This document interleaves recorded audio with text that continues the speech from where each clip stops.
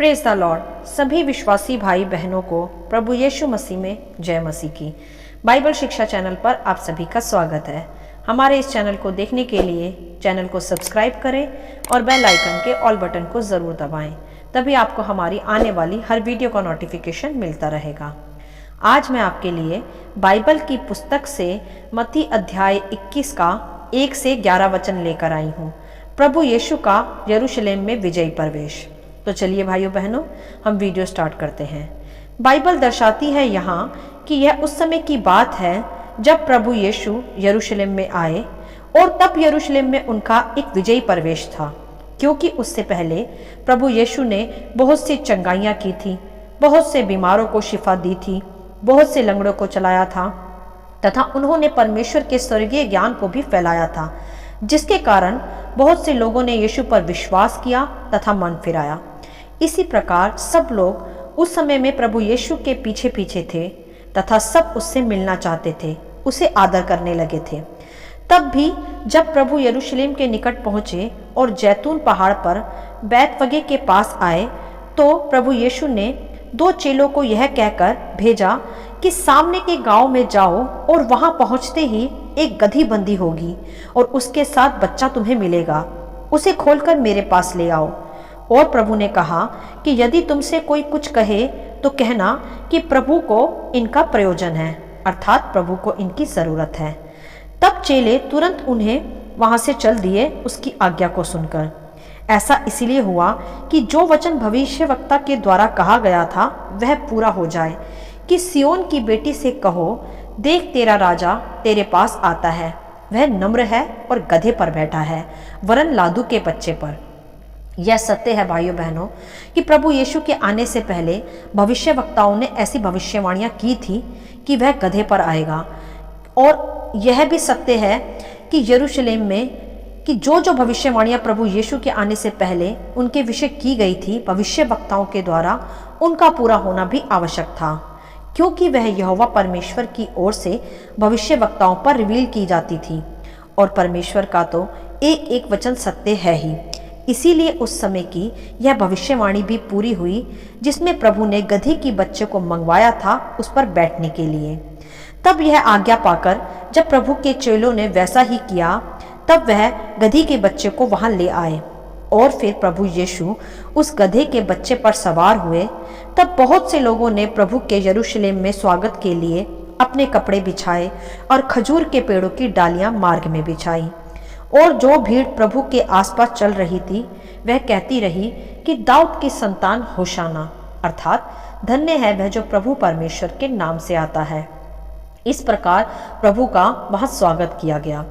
और जब प्रभु यीशु ने इस तरह यरूशलेम में प्रवेश किया तो सारे नगर में हलचल मच गई कि यह तो गलील के नासरत का भविष्यवक्ता यीशु है। तब भी बहुत से लोग उसे भविष्यवक्ता ही समझते रहे थे भविष्यवाणियों के आधार पर नहीं जान पाए कि यही प्रभु यीशु उनके समस्त पापों को अपने ऊपर लेने और उन्हें अनंत जीवन देने आया है। हालेलुया। तो चलिए अब इस अध्याय में से हम कुछ बातों को सीखेंगे व समझेंगे कि क्यों प्रभु यीशु ने गधी के बच्चे पर सवारी करके यरूशलेम में प्रवेश किया।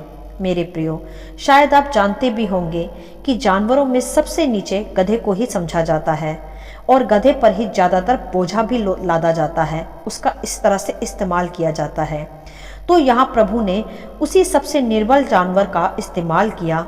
एक तो इसीलिए कि कोई भी मनुष्य नहीं चाहेगा कि वह गधे की सवारी करे, सब चाहते हैं कि वह राजा की तरह घोड़े पर आए, जैसे दूल्हा भी अपनी दुल्हन को लेने घोड़े पर ही आता है, शान बान से। तो यह तो निर्धारित है कि घोड़े की सवारी शान की सवारी होती है, राजा महाराजाओं की तरह, परंतु गधे की सवारी शान की नहीं होती, उसे तुच्छ माना जाता है। फिर भी इसलिए प्रभु यीशु ने गधे का इस्तेमाल किया एक विजयी प्रवेश के लिए। और मैं ऐसा मानती हूँ कि गधा जानवरों में सबसे नम्र जानवर होता है और प्रभु भी नम्रता से प्रेम रखते हैं। वे स्वयं भी नम्रता ही में चलते थे। वे सबको चंगाई देकर, छुटकारा देकर किसी राजा की तरह अधिकार या आदर नहीं चाहते थे। वे तो स्वयं भी नम्र थे। वे सबसे महान होकर भी खुद को शून्य बनाए रखते थे। अगर आज कोई मनुष्य प्रभु की तरह चंगाइयाँ दे, अंधों को आंखें दे, लंगड़ों को चलाए, तो सर्वप्रथम तो उसे उन सब कामों से प्रसिद्धि चाहिए, अपना आदर चाहिए कि लोग उसे ऑनर करें, स्वभाव में उसका वार्म वेलकम हो। परंतु प्रभु यीशु ऐसे नहीं थे। उन्हें वार्म वेलकम या अपनी बड़ाई नहीं चाहिए थी। वे तो सदा परमेश्वर पिता को ही महिमा देते थे। इसीलिए सबसे उत्तम और सबसे पवित्र होते हुए भी प्रभु ने खुद को शून्य किया। गधे पर सवारी करना यही दर्शाता है मेरे प्रियो कि प्रभु नम्रता को प्रकट कर रहे थे। खुद को सबसे महान होते हुए भी शून्य दिखा रहे थे। सारी महिमा पिता परमेश्वर को मिले, जिसने उन्हें उस कामों के लिए पृथ्वी पर मानव रूप में भेजा था। प्रभु यीशु खुद निर्दोष होते हुए भी, पवित्र होते हुए भी, चंगाइयाँ देते हुए भी राजा की तरह नहीं जिए कि राजा की तरह विजयी प्रवेश करें किसी घोड़े पर। नहीं, वह सदा नम्र बने रहे, खुद को छोटा बना रखा, सबसे उत्तम होते हुए भी। यह गधे पर यरूशलेम में विजयी प्रवेश यही दर्शाता है आज कि प्रभु नम्रता का एक उदाहरण बने और उस जानवर का इस्तेमाल भी किया जिसे सबसे तुच्छ जाना जाता है और उसे केवल बोझा ढोने के लिए ही इस्तेमाल किया जाता है। और बहुत से लोग तो इस नाम को दूसरे को बुरा कहने के लिए भी इस्तेमाल करते हैं। अर्थात यह है कि गधे का कोई भी सम्मान नहीं, कोई भी उस पर सवार नहीं होना चाहता। परंतु प्रभु तो ऐसे ही दीनों को, निर्बलों को, तुच्छ जाने जाने वालों को ही इस्तेमाल करता है अपने राज्य के लिए, क्योंकि प्रभु की दृष्टि ही निर्बलों पर रहती है।